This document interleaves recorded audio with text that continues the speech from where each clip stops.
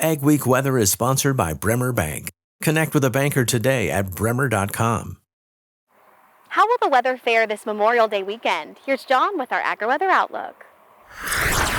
May marches along, June approaches, and the weather has gone decidedly warm with the front of summer really on the horizon. In fact, basically here, the event horizon, if you will.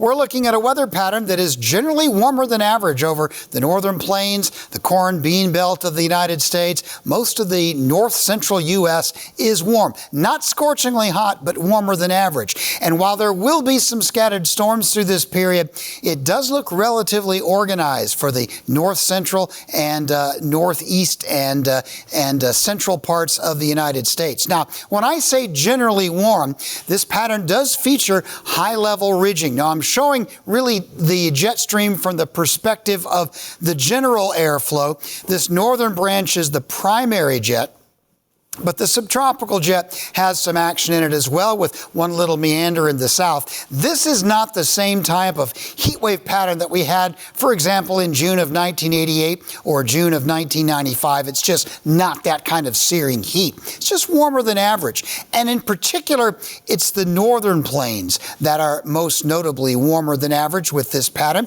And a lot of the key to that is this high-level, high-altitude placement of the primary polar jet stream. That lobe of cool weather over the northeastern part of the continent, all that's left of that really is a little lull. It's been ridiculously cold recently up in places like Iceland and Greenland, and some of the Canadian Maritimes have been fairly cold. But when you get down into the levels of the United States, the snow is melting rapidly in the Rockies. Temperatures approaching and exceeding 90 degrees in the red shaded areas are coming up into the Midwestern plains from time to time, but most areas are not going that much over 90 degrees. So it's not, as I said, it's not an exceptionally hot weather pattern.